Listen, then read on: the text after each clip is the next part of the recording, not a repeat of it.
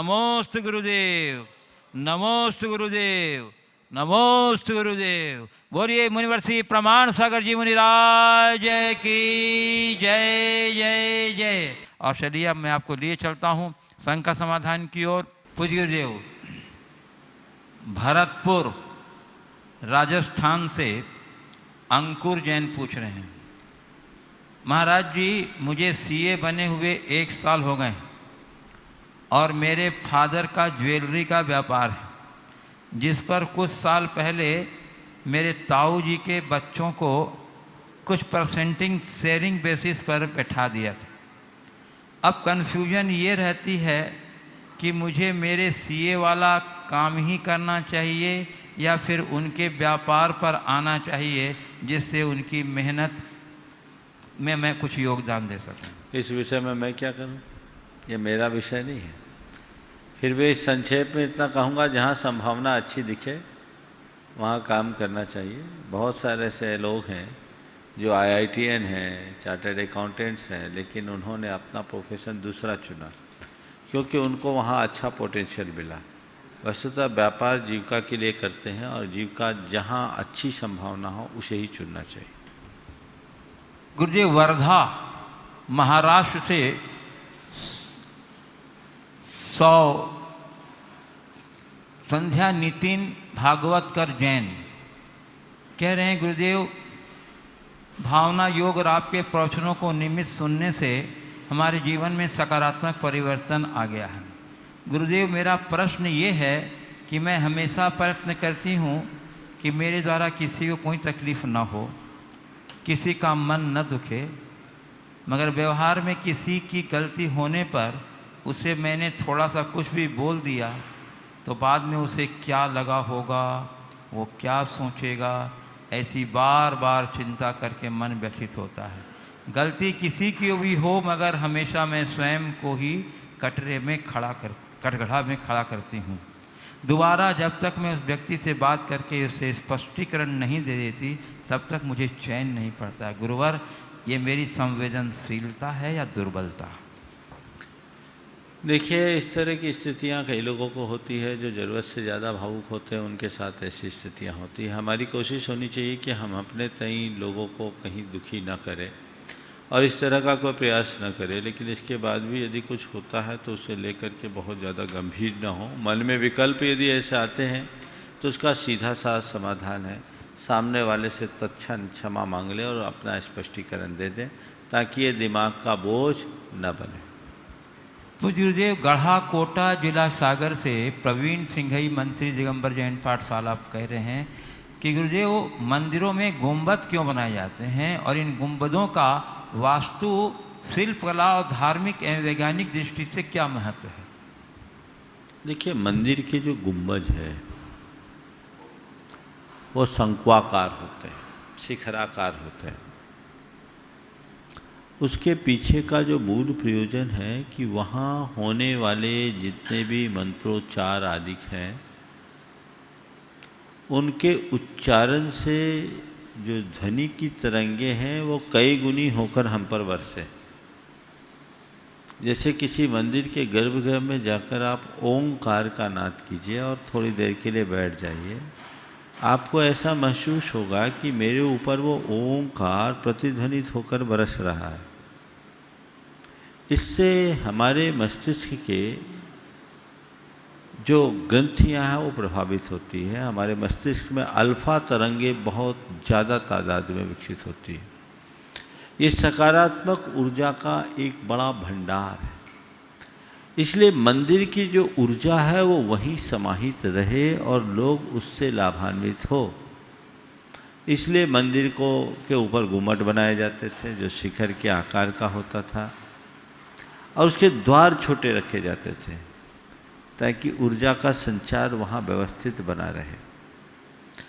अब इसके अनेक रूप हैं, अलग अलग शिल्प में बनाए गए। नागर शैली का जो शिखर होता है वो बिल्कुल शंकु के आकार का होता है। राजस्थानी शैली का शिल्प अलग है, दक्षिण भारतीय शैली का शिल्प अलग है, उड़िया शैली का शिल्प अलग है। कई जगह मटका नुमा बना है या मुगल कालीन प्रभाव है। स्थापत्य का हर काल में अलग अलग प्रभाव होता है। तो वो उस तरीके से शिखर बनाया और शिखर के ऊपर कलश रखे जाते हैं। कलशों का प्रभाव ये होता है, ऐसा कहा जाता है कि उससे वह ब्रह्मांड की जो कॉस्मिक और डिवाइन पावर है उसको संरक्षित करते हैं, गेन करते हैं। तो ये हमारे अंदर विशेष ऊर्जा के संचार में निमित्त बनते हैं। इसलिए मंदिर में गुम्मट, शिखर या कलश की स्थापना होती है। पूज्य गुरुदेव, दमोह मध्य प्रदेश से बालक दर्प जैन पूछ रहे हैं, महाराज श्री, हमें पढ़ाया गया है कि वायुमंडल में बहुत से सूक्ष्म जीव भरे रहते हैं। गुरुदेव, हम जब कुछ बोलते हैं या खाते हैं या पीते हैं तो वे जीव हमारे मुख में आकर मर जाते होंगे, तो इसका पाप लगेगा क्या? और यदि लगेगा तो इससे बचने का उपाय क्या है? देखिए, एक सवाल बार बार उठता है, अहिंसा को लेकर लोगों ने उठाया। जले जंतु थले जंतु सर्वत्र जंतुरेव च जंत्वा कुले ही संसार संसारे कथम भिक्षुरहिंसिका। जल में जंतु, थल में जंतु, नभ में जंतु, सब जगह जंतु जंतु है। तो जब सारा संसार जंतु से भरा है तो फिर हम अहिंसक कैसे होंगे? तो उसके संदर्भ में जो समाधान दिया गया है वो ध्यान देने योग्य है। ये बात सही है कि जंतु है, पर हिंसा और अहिंसा का संबंध जंतु के वध और अवध से नहीं है। प्राणियों का वध हो जाना हिंसा और प्राणियों का वध न होना अहिंसा नहीं है, अपितु इनका संबंध हमारे भावों से है। यदि हम सावधानी पूर्वक चलते हैं, उठते बैठते हैं, और उस समय यदि कोई क्षुद्र जीव हमारे पाँवों के नीचे आ जाए, हमारे पदाघात से मर भी जाए, तो भी हम हिंसा के भागीदार नहीं हैं, क्योंकि हम देख करके सावधानी पूर्वक चल रहे हैं, पर बिना देखे चल रहे हैं। और कोई जीव न भी मर रहा है तो भी हम हिंसा के भागीदार हैं, क्योंकि हम असावधानी से चल रहे हैं। इसलिए कहा गया, मर्दो व जीवदो व जीवा ऐदाचारस निच्छिदा हिंसा पैदस नत्थि बंधो हिंसा मित्तेन समिदस्य। जीव मरे या ना मरे, जो अयत्नाचारी है उसकी हिंसा निश्चित है, लेकिन जो प्रयत्नवान है, सावधानी से चल रहा है, हिंसा मात्र से उसका बंध नहीं है। तो यदि कोई जीव जंतु हमसे सावधानी रखने के बाद भी घात को प्राप्त होते हैं तो हमें हिंसा का दोष नहीं है। सार में बात कुल इतनी है कि हम अपने स्तर पर जितनी सावधानी रख सके जरूर रखें, उसी में हमारी अहिंसा पले। तो गुरुदेव, आगरा उत्तर प्रदेश से अंकित जैन कह रहे हैं, in Jain dharma there is no existence of God as I have read in the Jain shastras. Gurudev, I am researching since last 20 years on all astrology, palmistry and Vastu Shastras. My question, Gurudev, is that how a newborn baby got its all palmistry in hand since its birth, and amazingly, even after 12 and 13 years, all future predictions found accurate about it.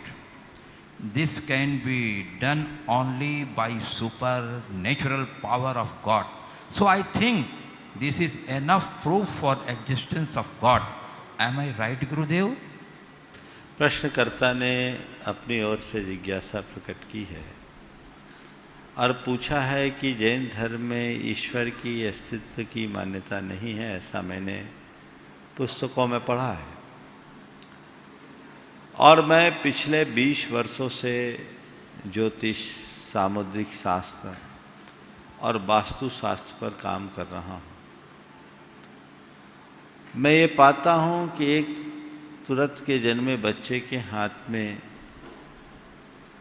जो लक्षण होते हैं सामुद्रिक,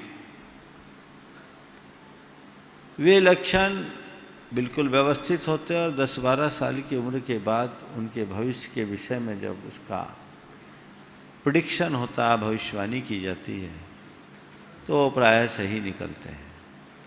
प्रश्नकार का कहना ये है कि मेरा मानना ऐसा है कि ये सब कुछ किसी सुपर नेचुरल पावर के बिना संभव नहीं है और इनकी दृष्टि में वह सुपर नेचुरल पावर भगवान ही है।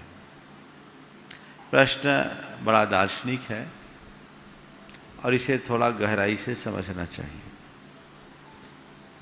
ये बात सही है कि जैन धर्म में किसी ऐसे ईश्वर की मान्यता नहीं है जो हमें संपुष्ट करता हो या हमारा संहार करता हो, जो हमें पापों का दंड देता हो या हमारे गुनाहों को क्षमा करता हो। ऐसे ईश्वर की मान्यता जैन धर्म में नहीं है।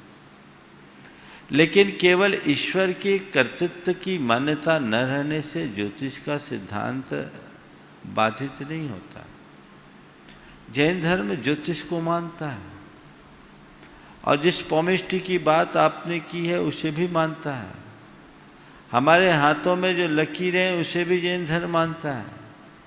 तो ये लकीर किसी सुपर नेचुरल पावर ने नहीं बनाई।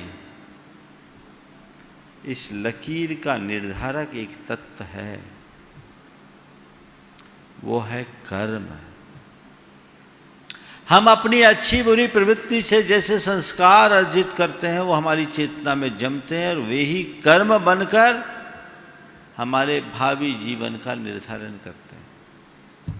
तो हमारे जो शरीर में जितने भी चिन्ह हैं, लांछन है, लकीरें हैं, ये हमारे अतीत के जन्मों के किए गए कर्म संस्कार का प्रतिबिंब है।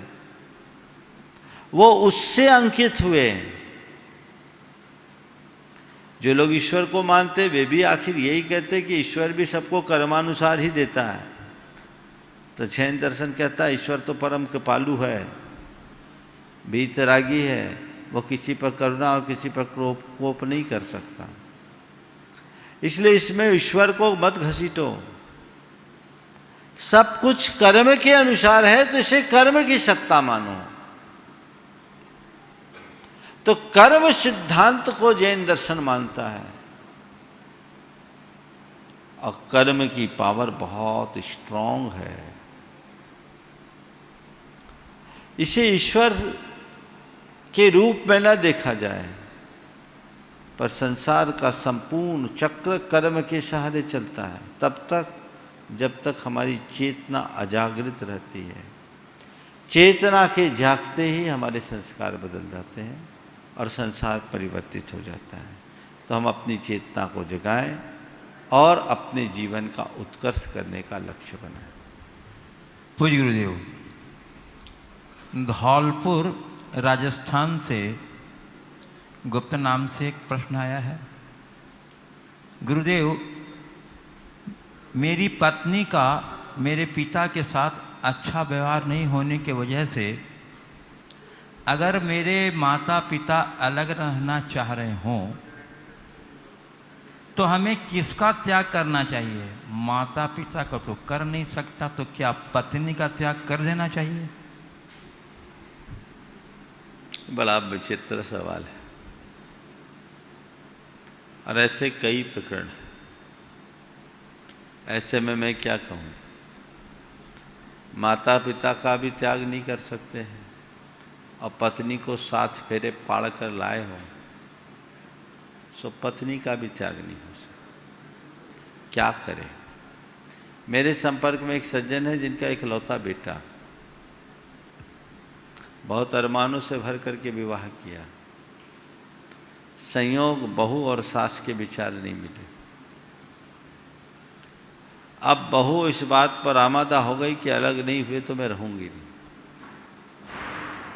थोड़े दिन तालमेल बनाने का प्रयास किया गया, लेकिन जब स्थिति गंभीर दिखी तो माँ बाप ने खुद ने बेटे को बुलाकर कहा, बेटे हम लोग तो अपना जीवन जी लेंगे, कम से कम हमारे पीछे तुम अपना जीवन खराब मत करो। तुम्हारी बहू का मन अलग रहने का है, तुम अलग रहो। हम तो यही मानते हैं कि तुम्हारी जिसमें खुशी हो वो रहे। तुम दूर रह करके भी हमारे पास रहोगे, यहाँ तो पास रह करके भी दूरियाँ हैं। माँ बाप ने खुद ने आगे आकर के बेटे को भले भारी मन से किया, अलग किया, और एक ही नगर में दोनों अलग अलग रह रहे हैं। ये विडम्बना है, हालांकि ऐसा होना नहीं चाहिए। तालमेल बैठा करके चलने का उपक्रम होना चाहिए, पर फिर भी जहाँ ऐसी स्थिति बनती है वहाँ सामने वालों के साथ बड़ी दुविधा होती है, तो कोई ना कोई बीच का रास्ता तो निकालना ही चाहिए।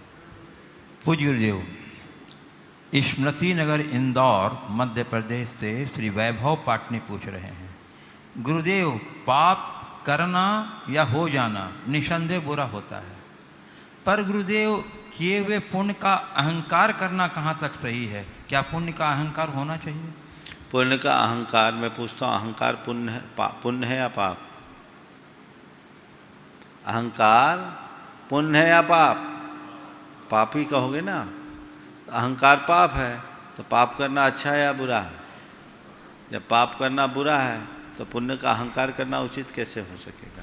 काश पुण्य करने वाले को इतना विवेक और बोध हो तो उनका सारा अहंकार पल में भी नष्ट हो जाए। पूज्य गुरुदेव, अकोला महाराष्ट्र से संगीता गवाने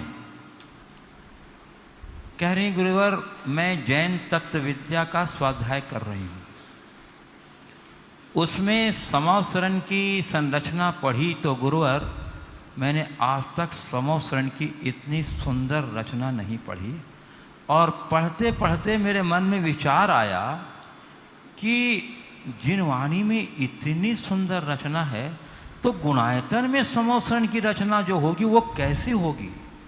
मैं सोचते ही रह गई, और पढ़ते पढ़ते समवसरण में जाने का भास हुआ।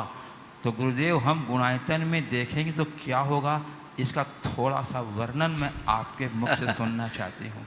क्या समवसरण का वर्णन अन्यत्र भी कहीं आया है? क्या मैंने नहीं पढ़ा है? जैन तत्व विद्या से मेरी स्वाध्याय की शुरुआत है, इसके बाद मुझे क्या पढ़ना चाहिए? देखिए, शास्त्रों में जो समवसरण का वर्णन है बहुत ही अद्भुत है, और समवसरण की छटा देखनी है तो आदि पुराण के 22वें पर्व को देखिए। आदि पुराण में समवसरण का बड़ा सांगोपांग वर्णन है, और मेरी पूरी कोशिश है कि गुणायतन में उसी समवसरण को जीवंत किया जाए, और लगभग हम उसमें सफल हो भी गए।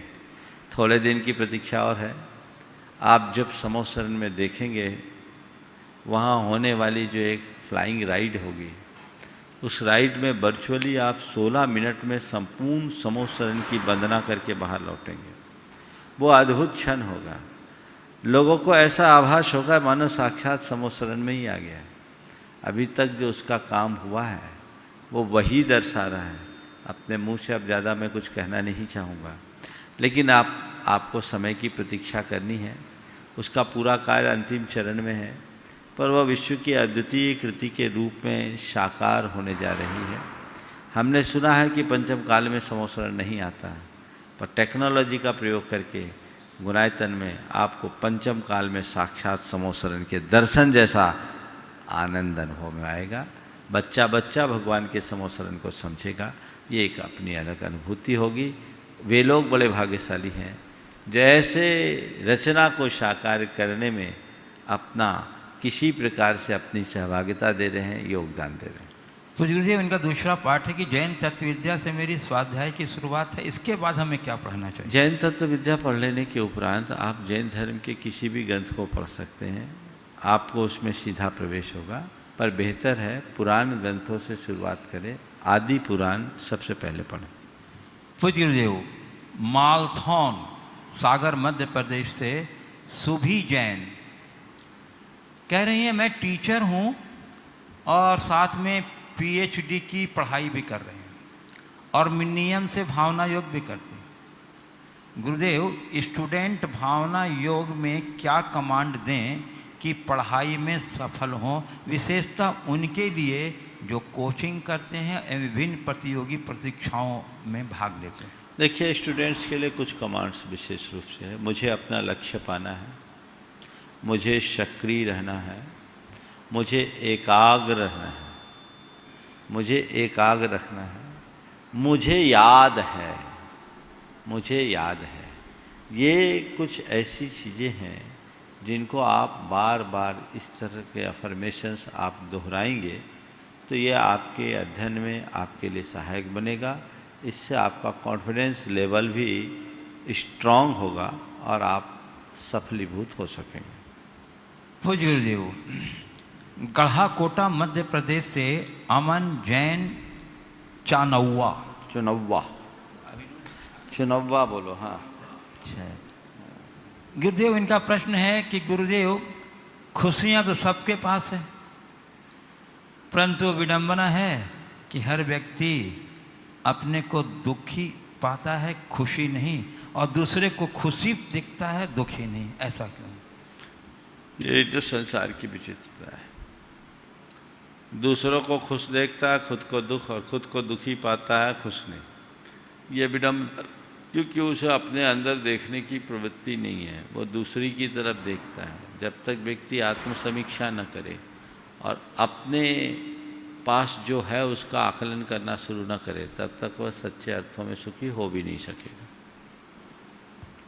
पूज्य गुरुदेव, गोपालगंज सागर मध्य प्रदेश से श्रीमती किरण जैन पूछ रही हैं, गुरुदेव, कूट दस्तावेजों और सुनियोजित षड्यंत्रों से विरचित अपराध प्रायः निर्दोषों के विरुद्ध ही होते हैं। कूट दस्तावेजों और सुनियोजित षड्यंत्रों से विरचित अपराध प्रायः निर्दोषों के विरुद्ध ही होते हैं। निर्दोषों को सजा पाकर जेल भी जाना पड़ता है। कपटी और षड्यंत्रकारी पाप करके भी उन्मुक्त घूमते रहते हैं।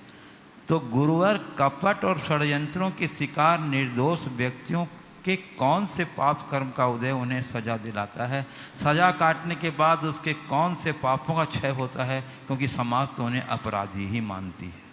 ये बात बिल्कुल यथार्थ है और एक प्रकार की विडंबना है कि निर्दोष और सही आदमी भी आज की व्यवस्था के शिकार बनकर दंड के भागी बनते हैं। और आपने कहा कि कूट दस्तावेजों और सुनियोजित षड्यंत्रों के द्वारा ऐसे लोगों को फंसाया जाता है। ये होता रहा है, हर युग में रहा है, ये मनुष्य की दुर्वृत्ति है। आपने पूछा है कि ऐसे निर्दोष होने के बाद भी वो दंड के भागी क्यों बनते हैं? कहीं न कहीं पापोदय तो उनका है ही। वर्तमान का पाप नहीं, पर अतीत का पाप तो होगा। कर्म सिद्धांत की भाषा में अगर हम कहें तो हम ये कह सकते हैं कि तुमने कभी उसे निर्दोष होने पर फंसाया होगा, आज तुम फंस रहे हो। और ऐसा मान करके ये सोचना चाहिए कि चलो इसमें मेरा कर्ज उतर गया, उसके पीछे और मेरे बीच का जो पिछले जन्म का चक्कर था वो खत्म हो गया, मैं निर्भर हो गया हूँ, मेरा कर्म कट गया। ऐसी मनोदशा अपने मन में जगाने का प्रयास करना चाहिए। और यदि ऐसी मनोदशा जाग जाए तो फिर कहीं कठिनाई नहीं होगी, मन में स्थिरता और शांति होगी। ऐसी परिस्थितियों को क्षमता से सह लेना भी एक प्रकार की तपस्या माननी चाहिए। अब रहा सवाल ऐसा करने वालों का क्या होगा, तो अपने लिए तो अपने पैरों पर कुल्हाड़ी मार ही रहा है। आज नहीं कल वो किसी न किसी का शिकार होगा।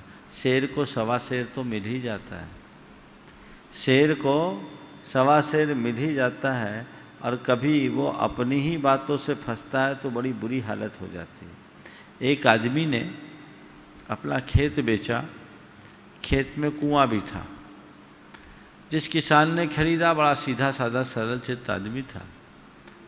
खेत खरीदने के बाद फसल बोई, कुआं से पानी निकालने लगा तो पहुंच गया, अजी हमने कुआं बेचा, पानी नहीं बेचा है। कुआं बेचा है, तुम पानी मेरा पानी नहीं निकाल सकते। बड़ी आरजू मिन्नत की कि भैया मेरी फसल बर्बाद होगी, कुछ तो सहायता करो। ये क्या बात है, हम तो इसी कुएं के भरोसे ही तो सब लिए। बोले कुआं बेचा, पानी नहीं बेचा। बहुत मनाने की कोशिश की, वो नहीं माना। तो फिर वो अपने एक मित्र के पास गया, वो वकील था। उससे बोला ये हाल हो गया। बोले चलो मैं चलता हूँ। गया, पूछा क्यों भाई तुम इसको पानी क्यों नहीं ले रहे? बोले भैया कुआं बेचा, पानी थोड़ी बेचा, पानी मेरा कैसे ले सकता है? बोला ठीक, कुआं हमारा है, पानी तुम्हारा। एक काम करो, जल्दी अपना पानी निकालो, क्योंकि कुआं मेरा। मेरे कुएं में तुम अपना पानी कैसे रख सकते हो? मेरे कुएं में तुम अपना पानी कैसे रख सकते हो? जल्दी अपना पानी निकालो। और ध्यान रखना, एक बूंद पानी मेरे खेत में तुम्हारे कुएं का गिरा तो हर बूंद पर तुम्हें 10 रुपया का जुर्माना और देना पड़ेगा। अब माथा पकड़ लिया, हाथ जोड़े, बोला भैया क्षमा करो, कुआं भी लो, पानी भी लो और चलो। जैसे को तैसा मिल जाता है तो फिर उनका हाल भी वैसा ही हो जाता है। शेर को सवा शेर मिलते हैं ना। चलिए। पूज्य गुरुदेव, कल एक प्रश्न आया था गोपालगंज सागर से, राजेश जैन, आरआई कमिश्नर कार्यालय का। उनका प्रश्न आज आ गया है संशोधित होकर के। गुरुवर, आपके भरपूर परोक्ष आशीर्वाद से मैं अभिभूत हूँ। आपके निर्देशानुसार दिनांक 27 का प्रश्न मैं पुनः आपके श्री चरणों में रख रहा हूँ। गुरुवर, गीता में लेख है कि अशांतस्य कुतः सुखम। अशांतस्य, हाँ, अशांत है कि अशांत? अशांतस्य, हाँ ठीक है। अशांतस्य कुतः सुखम, अर्थात अशांति में सुख कहाँ, जबकि सामान्य जीवन में मन का विश्राम शांति से जुड़ा हुआ है। तो हे गुरुवर, लॉकडाउन के लंबे काल में जो पूर्णता अशांति काल है, इस दौरान प्रत्येक व्यक्ति को सुख और शांति का अनुभव हुआ होगा। तब यह लिखा हुआ कहाँ तक सही साबित होगा? क्या लॉकडाउन के बाद ही सुख और शांति मिलेगी? अशांतस्य कुतो सुखम, अशांत को कभी सुख नहीं मिलता है। यहाँ अशांत का तात्पर्य मन से जो अशांत है। जिसका मन अशांत है वो कभी सुख नहीं पा सकता। मन की स्थिरता में ही सुखानुभूति होती है। आपने लॉकडाउन के दरमियान सब कुछ बंद है और इसे आप अशांति का एक प्रतीक मान रहे हैं। निश्चित पूरे विश्व में अशांति है, लेकिन इस अशांति को जिसने स्वीकार लिया और इसे एक महामारी के रूप में देखते हुए इसके प्रति रक्षात्मक दृष्टिकोण अपनाकर जो अपने आप को बचा लिया, बचाने के रास्ते पर लग गया, जो क्षमता को धारण करा है, उसे आज भी सुख है, उसे कोई दुख नहीं। लेकिन जिसे रोज अब ये corona corona Covid Covid Covid Covid Covid वही सुबह से शाम तक माला जप रहा है, उसको सुख नहीं मिलेगा। जीवन में चाहे जैसे दुख प्रसंग क्यों ना आए, चाहे जैसा दुख क्यों ना आए, उसे अपने मन पर हावी मत होने दो।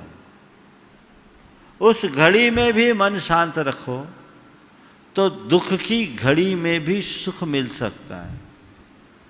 और कितनी भी अनुकूलताएं हों, मन स्थिर न हो तो सुख के साधनों में भी मनुष्य दुखी रहता है। ये एक बहुत बड़ा मंत्र है। इसलिए अशांतस्य कुतः सुखम की उक्ति को ध्यान में रखो और मन को शांत करने का प्रयत्न करो। यही हमारा सच्चा पुरुषार्थ होगा। पूज्य गुरुदेव, बाल ब्रह्मचारिणी स्नेह दीदी सागर से पूछ रही, गुरुदेव 12 भावनाओं की जो प्रवचन श्रृंखला आपने प्रारंभ की है, निश्चय ही वह बहुत उपयोगी एवं मानव मन को परिष्कृत करने वाली है। गुरुदेव, मैं यह जानना चाहती हूँ कि 12 भावनाओं की वैचारिक, चिंतनीय, मननीय एवं ध्यानात्मक प्रक्रिया क्या है? क्या इनमें परस्पर अंतर है? 12 भावना तो मुख्यतः साधु धर्म से संबंध रखता है। गृहस्थियों के लिए इसकी क्या व्यवहारिक और पारमार्थिक उपादेयता है? 12 भावनाओं की व्यवहारिक, चिंतनीय, मननीय और ध्यानात्मक स्थितियाँ क्या है और बोला है कि 12 भावनाओं का संबंध तो केवल मुनियों से है। पहली बात तो अपनी अवधारणा को सुधार ले, 12 भावनाओं का संबंध मुनियों से नहीं है, हर किसी से। और इन 12 भावनाओं को बार बार दोहरा कर यदि हम अपने चिंतन का अंग बना लें, यानी ये संस्कार हम अपने मन मस्तिष्क में अंकित कर ले, तो जीवन में बड़ा सकारात्मक बदलाव आ सकता है। हम अपने सभी प्रकार की चैतसिक दुर्बलताओं को दूर कर सकते हैं। हमारे मन की जितनी भी दुर्बलताएं हैं उन्हें हम समाप्त कर सकते हैं और बखूबी उनको दूर करके जीता जा सकता है। उसके लिए प्रयास करना चाहिए। रोज़ मैं अपने प्रवचनों में अलग अलग दिशा आपको दे ही रहा हूँ, लेकिन आज 12 भावनाओं के 12 भावनाओं का सार आपको 2 मिनट में मैं बता देना चाहता हूँ। जीवन में अहंकार और आसक्ति को नष्ट करना चाहते हो, अनित्य भावना का स्मरण करो। अनित्य भावना ये बताती है कि जो कुछ भी उत्पन्न होना है वो नष्ट होने वाला है। इससे संयोग वियोग में हर्ष विषाद नहीं होता, स्थिरता आती है। असरण भावना हमें आत्मनिर्भर और परमुखापेक्षिता से बचाती है। जिस व्यक्ति के मन में डर होता है, परमुखापेक्षिता होती है, पर निर्भरता होती है, वो असरण भावना का चिंतन करो। जिस व्यक्ति के अंदर संसार में अपने दुख भारी लगते हैं, जो डिप्रेशन और अवसाद के शिकार होते हैं, जिनके मन में चिंताएं ज़्यादा होती हैं, वे संसार भावना का चिंतन करें और देखें तो उनके अंदर सकारात्मकता आएगी कि औरों की अपेक्षा में कितना बेहतर हूँ।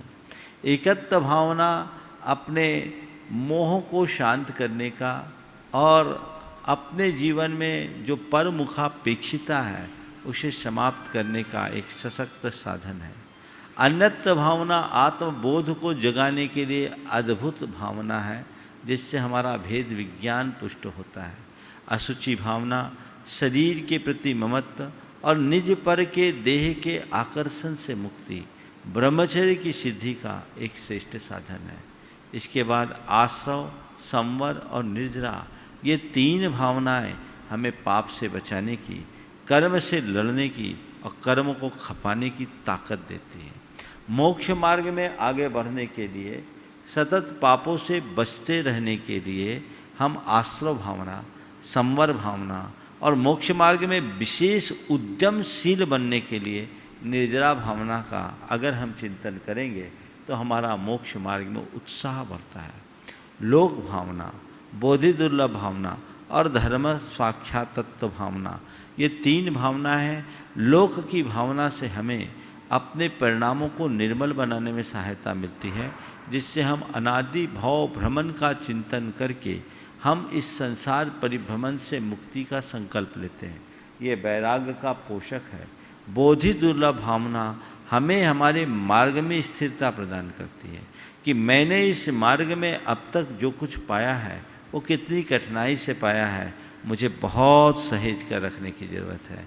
और इन सब भावनाओं का प्रतिफल है धर्म भावना, जो हमारे जीवन को हर पल धर्ममय बनाने की प्रेरणा देता है, जिसके बदौलत धर्म हमारी सर्वोच्च प्राथमिकता में सम्मिलित हो जाता है। इसलिए धर्म भावना है। अलग अलग दृष्टि से इसकी हम विचार में लाएं, चिंतन में लाएं, मनन में लाएं, तो हमें ध्यान में स्थिरता होगी। 12 भावना में ध्यान नहीं है, लेकिन 12 भावना का ध्यान करने का अभ्यासी व्यक्ति कष्टों और संकटों को सहने में समर्थ होता है और ध्यान की सिद्धि उसको सहज होती है। पूज्य गुरुदेव, उदयपुर राजस्थान से शिवाली जैन पूछ रहे हैं, गुरुदेव मेरा प्रश्न ये है कि महिला हर काम में पुरुष की सहायता करती है, परंतु नाम समाज में पुरुष कमाते हैं। महिला वर्ग का नाम लोग महत्वपूर्ण नहीं समझते। जैसे भगवान ऋषभनाथ भगवान को पहला आहार राजा श्रेयांश और सोम ने दिया था, परंतु वो पहली महिला कौन थी जिसने श्री जी को आहार दिया था? क्या उनका पुण्य सराहनीय नहीं है? कृपया मेरी शंका समाधान। बिल्कुल ठीक बात है। पुराणों में या चर्चाओं में ऐसी बात आती है।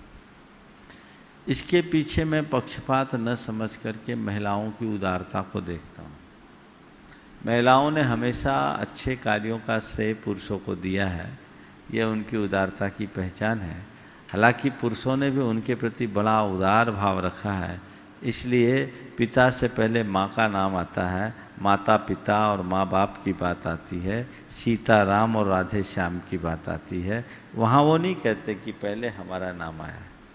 अब रहा सवाल इसका, मेरे पास यही सवाल दूसरे संदर्भ में आया था कि माँ बच्चे को जन्म देती है, फिर भी नाम पिता के हिसाब से क्यों चलता है? माँ के हिसाब से चलना चाहिए। तो मैंने उनसे कहा कि धरती में बीज बोया जाता है, इसी शंका समाधान में सवाल था लगभग 2 साल पहले रतलाम में। धरती में बीज बोया जाता है, बीज किस में बोया? धरती में।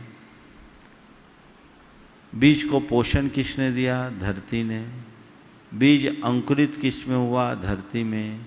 बीज विकसित किस में हुआ? धरती में। बीज को रस किसने दिया? धरती ने। सब कुछ किसने दिया? धरती ने। बीज खड़ा कहाँ हुआ? धरती में। बीज फला कहाँ? धरती में। पर उस बीज को धरती का बीज कहेंगे या जिस पेड़ का बीज है उसका बीज कहेंगे? आम का पेड़ लगाया तो आम का पेड़ कहलाता है या धरती का? किसका? जिसका बीज है उसका। तो पिता बीज है, माँ धरती। इसलिए बीज से पहचान होती है और बीज को बीज के रूप में देखना चाहिए। इसलिए जिससे हमारी पहचान बनती है उनको देखना चाहिए और इन बातों पर ज़्यादा ध्यान नहीं देना चाहिए कि राजा सोम या श्रेयांश का नाम हुआ, उनकी धर्मपत्नी की हुई या नहीं हुई। कहते एक के नाम में सब समाहित हो जाता है। और पुराने ज़माने में महिलाएं पूरी अर्धांगिनी थी, वो जानती थी कि मेरे पति में आधा अंग तो मेरा है ही, इसलिए मामला ठीक है। पूज्य गुरुदेव, रायपुर छत्तीसगढ़ से श्री राजकुमार जैन पूछ रहे हैं, हमारे यहाँ एक कहावत है गुरुदेव कि लोन लेकर जलेबी खाने से बचना चाहिए। गुरुवर, मैं नमोस्तु पूर्वक अपनी शंका रखते हुए जानना चाहता हूँ कि वर्तमान स्थिति को देखते हुए बैंक आदि से लिए गए कर्ज को जमा करने में असमर्थ लोग अपने आप को कैसे संभालें और भविष्य में बैंक आदि से ऋण लेने में कैसे सतर्कता बरतें ताकि अनावश्यक तनाव से मुक्त रहकर अपना जीवन निर्वाह कर सकें। देखिए, नीति के विचारानुसार देखा जाए तो लोन तो कभी लेना ही नहीं चाहिए और लोन लेकर के, कर्ज लेकर के कभी व्यापार नहीं करना चाहिए। जो व्यक्ति कर्ज लेकर व्यापार करते हैं अपने व्यापार को बढ़ाने के लिए, वो चिंता में जागते हैं और चिंता में सोते हैं, उनका मीटर घूमता रहता है। नीति वाक्यामृतम ग्रंथ के ये वचन है कि जो भी व्यक्ति अपना व्यापार करे, मैं अक्सर अपने प्रवचनों में बोलता हूँ कुछ खास बातें जिनका आपको ध्यान रखना है। व्यापार करते समय कभी भी अपनी चादर से बाहर पैर न बढ़ाएं, यानी ओवर एस्टिमेट बिजनेस न करें। जितनी क्षमता है उतना ही काम करें। अगर 1 रुपया आपके जेब में है तो 80 पैसे का धंधा करें, 1 रुपया 20 पैसे का व्यापार करने का प्रयास न करें, अन्यथा आप अपनी रात की नींद गंवाओगे। दूसरी बात वहाँ कही कि कभी ये तो ओवर एस्टिमेट बिजनेस ना करें। दूसरी बात, लगातार नुकसान हो तो ट्रांजैक्शन रोक दें। अगर आप इसे कवर करने के चक्कर में बड़ा गेम करोगे, खुद कवर हो जाओगे। तीसरी बात वहाँ लिखी कि जो कर्ज चुकाने के लिए कर्ज ले रहा है उसे कर्ज मत दो। वो डूबता हुआ जहाज है, डूबेगा। उसे रकम दो तो ये सोच कर दो कि मैं खैरात दे रहा हूँ, लौट के आने की संभावना नगण्य है। आजकल मैं देखता हूँ कि जब ज़्यादा इंटरेस्ट का लोभ होता है तो लोग ऐसे लोगों को दे देते हैं, बाद में फिर रोते हैं। कर्ज में लदे व्यक्ति को कभी कर्ज नहीं देना। ये जो तीनों बातें मैंने की है, मैं अपने मन की बात नहीं कर रहा हूँ। प्रसिद्ध जैनाचार्य सोमदेव सूरी की कृति है नीति वाक्यामृतम, उसमें इसका उल्लेख है जिसका निचोड़ मैं आपको बता रहा हूँ। और क्षमता से अधिक काम कभी नहीं करना, ओवर बर्डन काम नहीं करना। आपने अभी बोला कि अभी ऐसी स्थिति में जो लोग लोन चुकाने की स्थिति में नहीं है उनको क्या होना चाहिए। परिस्थितियाँ विपत्ति है, सरकारों ने भी बहुत रियायत दी है, लेकिन ऐसे लोगों को हर पल ये भाव रखना चाहिए कि मैं जो ऋण लिया हूँ मुझे चुकाना है। मन में ये भाव नहीं होना चाहिए कि मैं न चुकाऊँ। और जिनने ऋण दिया उन्हें ये समझना चाहिए मानवता के नाते कि इस विपत्ति के मारे व्यक्ति को हम किसी भी तरह से परेशान न करें, हो तो वो दे देगा। और जहाँ तक आगे की बात है, जहाँ तक बने ऋण लेने का प्रयास नहीं करना चाहिए। और जब आमदनी कम हो, कर्ज अधिक हो, तो खर्च पर नियंत्रण करना चाहिए, खर्च में कटौती करना चाहिए। ऋण को कभी कमज़ोर मत समझना, थोड़ा सा ऋण भी बहुत भयानक हो जाता है। इसलिए इन नीतियों को ध्यान में रखकर चलने वाले व्यक्ति कभी विफल नहीं होंगे। बुजुर्ग इंदौर मध्य प्रदेश से श्रीमती प्रियंका महेंद्र जैन पूछ रही हैं, गुरुदेव हमारी सहनशीलता और धैर्य की परीक्षा बार बार हो, लेकिन परिस्थितियों वश सब्र टूट जाए तो हमें उस स्थिति को किस प्रकार संभालना चाहिए जिससे अप्रिय स्थिति न बन पाए। पर सहनशीलता और धैर्य की परीक्षा हो और सब्र टूट जाए, इसका मतलब परीक्षा में फेल हो गए। आपने पूछा उस स्थिति में हमें अपने मन को किस तरह से संभालना चाहिए ताकि अप्रिय स्थिति निर्मित न हो। ऐसी स्थिति में स्वयं को अच्छा मार्गदर्शन देना चाहिए, अपने पिछले अनुभवों को सामने रखना चाहिए, अपने ध्येय और लक्ष्य को सामने रखकर चलना चाहिए। ऐसा करके चलेंगे तो हमारे अंदर स्थिरता आएगी और किसी भी प्रकार की अप्रिय स्थिति न बने। कदाचित प्रतिक्रिया स्वरूप हमने अधीरता में कुछ प्रकट भी कर दिया हो तो सामने वाले से क्षमा मांगकर अपनी भूल को सुधारने का प्रयास करना चाहिए। पूज्य गुरुदेव दमोह मध्य प्रदेश से संजय जैन पूछ रहे हैं, एक सत्य दिखाई देता है, एक सत्य दिखाई नहीं देता है, लेकिन जो सत्य दिखाई देता है उससे लोग डरते नहीं हैं, परंतु जो सत्य दिखाई नहीं देता है उससे लोग डरते हैं। ऐसा क्यों है गुरुदेव, शंका समाधान कीजिए। एक सत्य दिखाई देता है, एक सत्य दिखाई नहीं देता। दिखाई देने वाले सत्य से लोग डरते नहीं और दिखाई न देने वाले सत्य से लोग डरते हैं। ऐसा क्यों? प्रश्नकार का प्रश्न का आशय मुझे कुछ इस तरह से समझ में आ रहा है। ये एक जीवन है जो हमें सत्य है दिख रहा है, इस जीवन के प्रति लोगों की कोई सावधानी नहीं। और ये जो स्वर्ग नरक है वो भी एक जीवन का सत्य है जो दिखाई नहीं देता, उसके प्रति लोग डर रहे हैं। पुण्य पाप के प्रति लोग डर रहे हैं। अपने जीवन मूल्यों के प्रति लोगों के अंदर जैसी सजगता होनी चाहिए वैसा नहीं है। उसकी वजह क्या है? इसका एक ही कारण है कि उसे जीवन के वास्तविक सत्य का बोध ही नहीं है। उसने असत्य को सत्य मान रखा है और जो वास्तविक सत्य है उस तक उसकी पहुंच नहीं हुई। जो व्यक्ति जीवन के परम सत्य को जाने लेते हैं वे कभी इस तरह का कार्य नहीं करते हैं। वो दृश्य और अदृश्य दोनों सत्यों के मध्य तालमेल बना करके चलते हैं। हाँ, एक बात जरूर ध्यान में रखना है कि हर दृश्य ताकत से ज़्यादा बड़ी ताकत अदृश्य ताकत होती है। दृश्य की ताकत हमें दिखती है इसलिए हम उसका पहले से आकलन कर लेते हैं।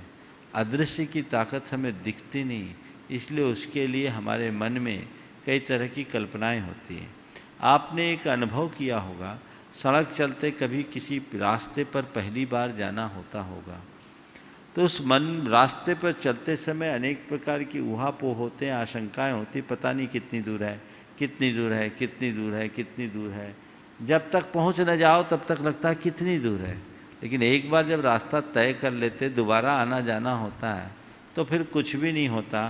क्यों? क्योंकि ये जाना हुआ सत्य है।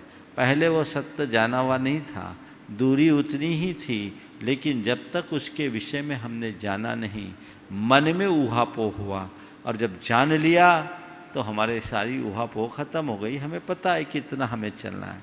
इसी तरह हम अपने जीवन के जिस सत्य को अच्छे से जानते हैं उसकी ताकत सामर्थ्य हमें दिखती है, जो जानते नहीं उसका सही आकल्पन हम नहीं कर पाते, इसलिए मन में भय उत्पन्न होता है। यदि हम उसे जान लें तो वो भी भय समाप्त होगा। तो जी गुरुदेव, पुणे महाराष्ट्र से श्री एम कुमार कह रहे हैं गुरुदेव कि मैं एक फूड मैन्युफैक्चरिंग यूनिट पर काम करता हूँ। फूड सेफ्टी अथॉरिटी के नियम के अनुसार हमारी फैक्ट्री में कोई भी जीव जंतु कीड़ा मकोड़ा ना आ जाए जिससे कि फूड प्रोसेस खराब हो, उसके लिए हमें पेस्ट कंट्रोल का उपयोग करते हैं। फैक्ट्री की चारों ओर दवाइयों का छिड़काव होता है। रोड़ा, बॉक्स, गम, पैड आदि इस प्रक्रिया में बहुत से जीव जंतु मर भी जाते हैं। क्या इस प्रक्रिया में हमको कोई पाप लगेगा? पाप दोष कर्मचारियों को लगेगा या मालिक को या फूड सेफ्टी अथॉरिटी को लगेगा जिन्होंने यह नियम बनाया है? कृपया समझ। सभी इसके भागी हैं, मालिक भी, कर्मचारी भी, सेवक भी, क्योंकि उसका लाभ उठा रहे हैं। फूड सेफ्टी अथॉरिटी चूँकि स्वास्थ्य को ध्यान में रखते हुए लगा रहे हैं, उनका उद्देश्य तो स्वास्थ्य की रक्षा करना है, लेकिन इसमें हिंसा हो रही है इसलिए उसके भागीदार तो हैं ही, और जो सेवन कर रहे हैं वो भी उसके भागीदार हैं। अब क्या करें फिर? ये सब बंद कर दें, जितना बने सावधानी रखो। हमारे यहाँ बहुत सारे व्यवसाय को निंद व्यवसाय की श्रेणी में रखा गया था। इस तरह के व्यवसाय को अच्छे व्यवसाय की श्रेणी में नहीं रखा गया है, जिसमें प्रत्यक्ष रूप से जीव हिंसा की बहुलता दिखती है। ऐसे व्यवसाय से बचने का उपदेश हमारे यहाँ दिया है। अब ये सब चीज़ें अलग हो गई है। अब फूड प्रोसेसिंग की कंपनी है, पहले हलवाई की दुकान होती थी, भोजनशाला होती थी, और चीज़ें होती थी, वो छोटी होती थी, छोटे स्तर पर होती थी। अब बड़े स्तर पर होने लगी है, तो हिंसा तो है ही। हालांकि इसे संकल्पी हिंसा की श्रेणी में नहीं रखा जाएगा, ये आरंभी हिंसा है, पर कीड़ों को मारने के लिए अगर ये किया जाए तो वो थोड़ा सा त्याज्य है, उससे बचना चाहिए। पूज्य गुरुदेव, भोपाल मध्य प्रदेश से Shri Shailesh Jain, executive engineer, new Minar residency Bhopal, कह रहे हैं गुरुदेव, भारतवर्ष को लंबी स्वतंत्रता के बाद आज़ादी मिले हुए लगभग 73 वर्ष हो रहे हैं। इस दौरान विभिन्न सरकारें, अन्य हस्तियां, समाज सेवक, बड़े बड़े नामी गिरामी इंडस्ट्रियलिस्ट, विभिन्न धर्मों के धर्मगुरु, साधु संत महात्मा वगैरह अपने अपनी क्षेत्र की महारत के अनुसार भारतवर्ष की जनता के विकास के लिए बातें करते रहे हैं, किंतु मुझे यह देखने में नहीं आया गुरुदेव कि किसी ने भी देश की जनता को देश के प्रति कर्तव्य के विकास विषय में जानकारी दी हो और पालन करने को कहा हो। गुरुदेव, कर्तव्य पालन के बिना क्या देश का सम्यक विकास हो पाएगा? गुरुदेव, देश के विकास का सही तात्पर्य क्या है और देश के प्रति कर्तव्य क्या है, इस पर अपना मार्गदर्शन। देखिए, देश के प्रति कर्तव्य का बोध हमेशा महापुरुषों ने जगाया है, ऋषि मुनि संतों ने भी जगाया है। ऐसा कहना कि देश के विकास की बातें तो सबने की, कर्तव्य बोध की बात नहीं की गई, मेरी दृष्टि में शायद सही नहीं है। कर्तव्य की बात की गई है और कर्तव्य को धर्म कहा है। आपने पूछा है कि देश के विकास के लिए सबसे कर्तव्य क्या है। मैं तो यही कहूँगा कि हर व्यक्ति के अंदर राष्ट्रीय चरित्र विकसित हो और राष्ट्र के विकास को अपना धर्म माने, अपने आचार विचार और व्यवहार से राष्ट्रीय हितों की पूर्ति करे।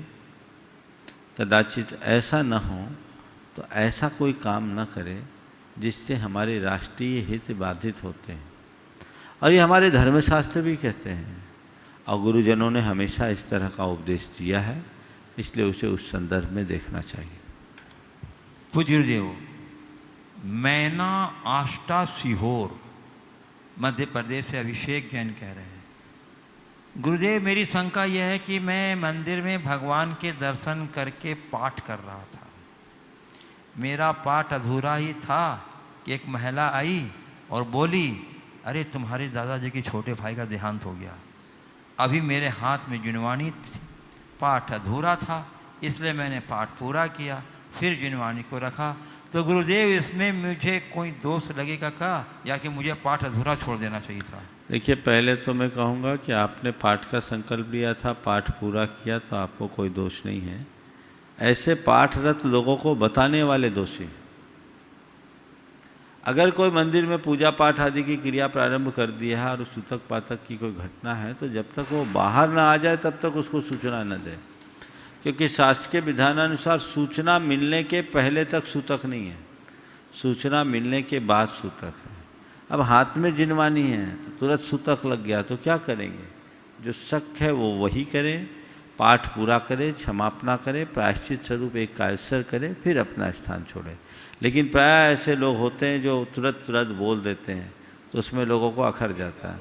और चीज़ों के लिए बोले ना बोले, धर्म के कार्य के लिए बोलते ही हैं। मैं सम्मेद शिखर की वंदना कर रहा था, कुछ युवक मेरे साथ वंदना कर रहे थे, बड़े उत्साहित थे कि आज महाराज के साथ वंदना करने का सुअवसर मिला। कुंथुनाथ टोंक पर पहुँचे, पहली टोंक पर पहुँचे। उसके मन में आया कि देखो आज कितना मज़ा आ रहा है, मैं घर खबर कर दूँ। घर फ़ोन किया, पता लगा घर में शोर हो गई।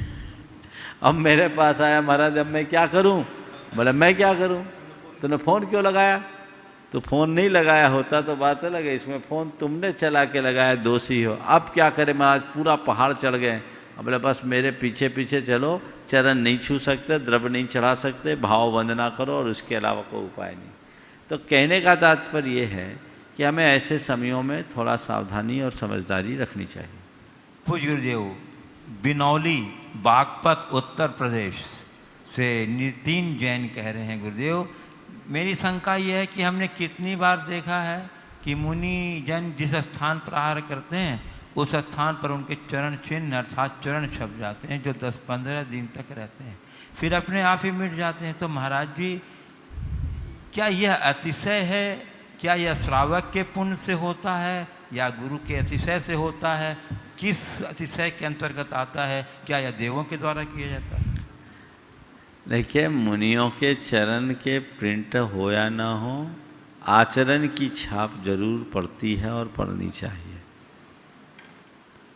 मुझे नहीं मालूम ये चरण कैसे उभरते, पर हमारे तो नहीं उभरे, हमारे गुरु के नहीं उभरे, हमारे संग में किसी के नहीं उभरे। कुछ लोग इसे किस तरीके से उभारते ये भी मुझे पता है, इसलिए इन चक्करों में न पड़ने में ही सार है। इस तरह की बातों में बिल्कुल मत उलझो। अगर मेरे चरण के छाप तुम्हारे पाटे पर पड़ भी जाए तो क्या होगा? आचरण की छाप पड़े तो तुम्हारे जीवन का उद्धार होगा। इसलिए हम इन बातों पर विश्वास बिल्कुल नहीं करते। जितने भी प्रकरण आए हैं उनकी प्रामाणिकता, और ऐसी बातों को महिमा मंडित करना भी उचित नहीं है। थोड़ा आगे पीछे का पड़ताल करके देखना चाहिए। अच्छाई की ओट में ही बुराई पलती है। बहुत सारी चीज़ें ऐसे प्रकाश में आई है, तो ये मैं इसे एक अंधविश्वास मानता हूँ। सहज प्रक्रिया से साधुगण अपना आहार लेते हैं। तुम्हारे घर में साधु का आगमन हुआ तो समझ लो तुम्हारे घर में बहुत सकारात्मकता आई, और उस साधक के आने के बाद उनकी चर्या क्रिया की छाप यदि तुम्हारे घर परिवार में पड़े, तुम्हारे हृदय में पड़े, तो उसकी सार्थकता है, और वही हमारे जीवन की उपलब्धि का कारण है। बाकी इन बातों में उलझने से कोई फ़ायदा नहीं है। एक बार एक बच्चे ने पूछा, महाराज आपके चरण कभी नहीं उछरे? हम बोले क्यों? हम धरती पर चलते तो चरण उछलते, पाटों में कैसे उछलेंगे? और चरण उछल गए तो बोले नहीं, हमने सुना है कि महाराज लोग आते उनके चरण उछल जाते, तो हम वही देखने आए थे। ये क्या विडम्बना है? हम चरण नहीं आचरण देखने की कोशिश करें, तभी हम अपने जीवन को सफल और सार्थक बना सकेंगे। इस प्रकार आज के सत्र को परम पूज्य गुरुदेव के चरणों में नमन अर्पित करते हुए यहीं पर विराम। बोलिए परम पूज्य आचार्य गुरुवर श्री विद्यासागर जी महाराज की।